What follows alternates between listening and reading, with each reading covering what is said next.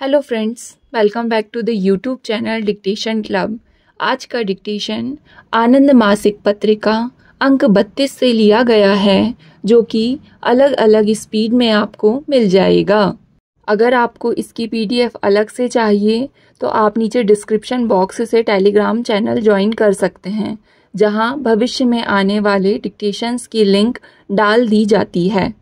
साथ ही चैनल में आपको अन्य प्लेलिस्ट मिल जाएगी, जिसकी लिंक आपको डिस्क्रिप्शन बॉक्स में मिल जाएगी, जैसे रामधारी गुप्ता खंड 1, रामधारी गुप्ता खंड 2, न्यूज़पेपर डिक्टेशन, आनंद मासिक पत्रिका के विभिन्न अंक, जो कि अभी कुछ अंक कंप्लीट हो चुके हैं। इसके अलावा आउटलाइन के शॉर्ट्स भी मिल जाएंगे। तो ज़्यादा समय ना लेते हुए डिक्टेशन स्टार्ट करते हैं 5 सेकंड के बाद।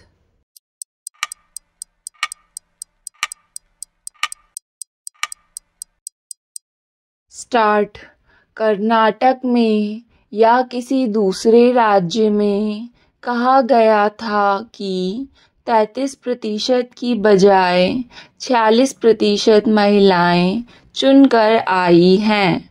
मैं उनका स्वागत करता हूं।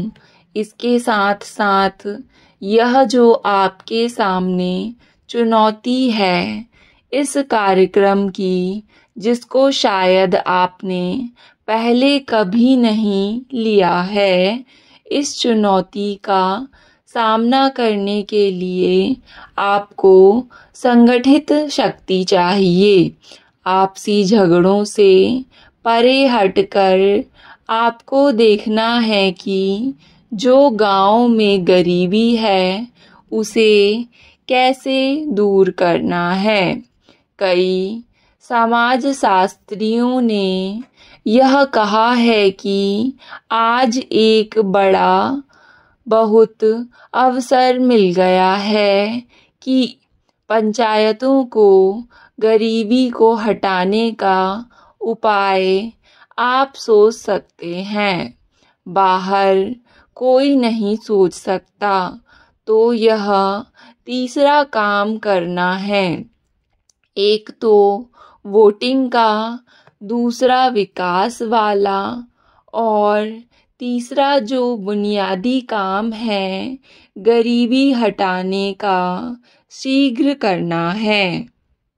तो यह कोई तरीका नहीं है, और जब वहाँ आपको पौष्टिक आहार देना है तो मैं तो नहीं कहूँगा कि यह तो सरपंच साहब या जो महिला सदस्य हैं उनको अपने ऊपर लेना पड़ेगा।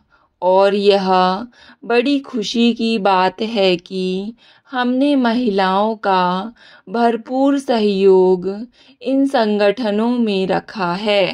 वह चुनकर आई हैं और कहीं कहीं तो पुरुषों के बदले में ही चुनकर आई हैं।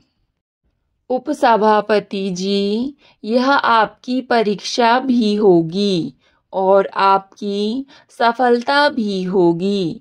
पैसा वहां पहुंचाने की सीमा तक हमारी सफलता है, हमारा काम है। लेकिन जब सही आदमी को सही सहायता मिलती है तो वह सफलता आपकी रहेगी और आप ही के माध्यम से काम होगा। मुझे यह कहते हुए बड़ी खुशी हो रही है कि मैं आशान्वित हूँ, जो आज तक नहीं हुआ अब होने को है। हम बहुत सोच रहे हैं कि ये पैसा कहाँ भेजें। हम शासन में हैं और राजनीति में हैं और पार्टी राजनीति है, तो यह रुझान भी हमको देखने को मिला है कि यहाँ भेजा हुआ पैसा किसी और में अपने नाम से वहाँ खर्च किया, अपनी पार्टी के नाम से या अपनी पार्टी के बनाए हुए किसी लेबल के नीचे उस पैसे को खर्च किया। मैं आपको बताना चाहता हूँ कि इसकी कोई आवश्यकता नहीं है। मुझे नहीं मालूम यहाँ जो सरपंच बैठे हुए हैं उनमें से किस पार्टी का कौन है, कितने हैं, मुझे इसकी परवाह भी नहीं है। मैं आपसे यह कहना चाहता हूँ कि हमारा राज 3 स्तरों पर चल रहा है। एक केंद्रीय स्तर, एक राज्य स्तर और तीसरा जिसको आप स्थानीय कहते हैं, जिसके आप प्रतिनिधि हैं। इन तीनों स्तरों पर राजनीति चल रही है। इसमें पार्टी की कोई आवश्यकता नहीं है, पार्टीबाजी की कोई आवश्यकता नहीं है और पार्टी के नाम पर कोई झगड़ा करने की आवश्यकता नहीं है। जब केंद्रीय सरकार से पैसा आता है तो यह मानकर चलना चाहिए कि केंद्रीय सरकार से पैसा आता है। केंद्रीय सरकार उन्हीं की बनाई हुई जिन्होंने राज्य सरकार बनाई है। केंद्रीय सरकार में हमेशा एक ही पार्टी रहेगी। इसका क्या अर्थ है? कोई भी पार्टी आ सकती है केंद्र में, लेकिन केंद्रीय सरकार ही रहेगी। तो इसको छिपाना और इस पर पर्दा डालना और इसको कुछ उल्टा पुल्टा समझाने का कोई लाभ नहीं है। लोग अपने आप समझ जाएंगे कि पैसा केंद्रीय सरकार का है। केंद्रीय सरकार का मतलब है यह भी लोगों का ही है। लेकिन हमारे संविधान में 3 स्तर बने हुए हैं, केंद्र, राज्य और स्थानीय। इन तीनों में विभाजन जैसा होना चाहिए वैसा होना चाहिए और समझ लेना चाहिए।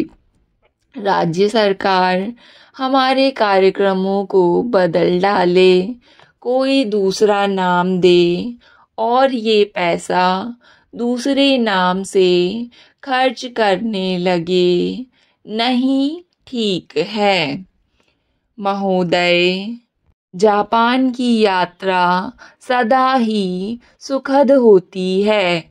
यहाँ इतना कुछ और इतनी तेजी से हो रहा है कि यहाँ बार बार आकर यहाँ के लोगों और देश से बार बार परिचय करने का महत्व है। जापान की प्रगति की भारतवासी बहुत सराहना करते हैं।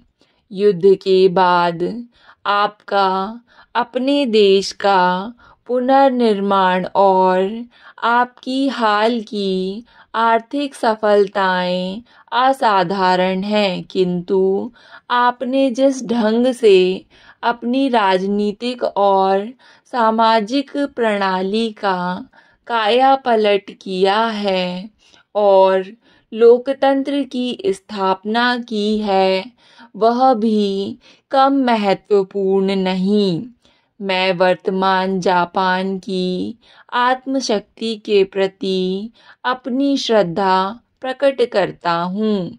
हम भारतवासी आपकी सफलताओं को बड़ी दिलचस्पी से देखते हैं और इस प्रयत्न में रहते हैं कि आपके कौन से अनुभव से हमें अपने प्रयत्नों में सफलता मिल सकती है। कोई चीज़ भी दूसरे से पूरी की पूरी उधार नहीं ली जा सकती, उसको लेकर आत्मसात करना होता है।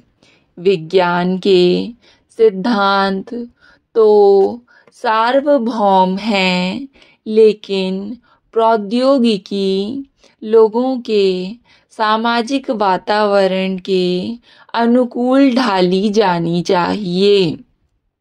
जो लोग भारत के बाहर हैं, उनके लिए हमारे देश को समझना और हमारे प्रयत्नों की विशालता का अनुमान लगाना कठिन है। हमने आपसे बहुत बाद में शुरुआत की। जब हम स्वतंत्र हुए तो हमारे देश के 500 से ऊपर राजनीतिक टुकड़े थे। जनसंख्या बहुत अधिक थी। भाषाओं और धर्मों की बहुतायत थी। विभिन्न राज्यों में ही नहीं, एक ही राज्य के भिन्न भिन्न भागों में विकास का स्तर भिन्न भिन्न था। इन सब बातों के कारण हमारी कठिनाइयाँ बहुत बढ़ गईं। ऐसा विशेष रूप से इस कारण था कि हमने लोकतंत्रीय मार्ग अपनाया। पिछले आम चुनावों के बाद बहुत से राजनीतिक दल उठ खड़े हुए हैं और एक राज्य में गैर कांग्रेसी दल का शासन है और 5 राज्यों में कई दलों की संयुक्त सरकारें हैं। हमने इन सब बातों को अपने राजनीतिक विकास का ही एक चरण माना है। कुछ उग्रवादी दल हैं, फिर भी अपने उद्देश्य और तौर तरीकों में वे चाहे जितने भिन्न हों, हमें उनके मत को इस तरह ढालना है कि वे भी देश की एकता और प्रगति में पूरी तरह भागीदारी कर सकें। हमने अपने प्रयत्न पूरी ईमानदारी से भावनात्मक एकता और भागीदारी तो पैदा की है, लेकिन उसी से सशक्त स्थानीय परंपराएं भी जन्मी हैं। एकता का अर्थ एक सा होना नहीं होता। स्टॉप। डिक्टेशन पसंद आए तो वीडियो को लाइक तथा चैनल को सब्सक्राइब ज़रूर करें। धन्यवाद।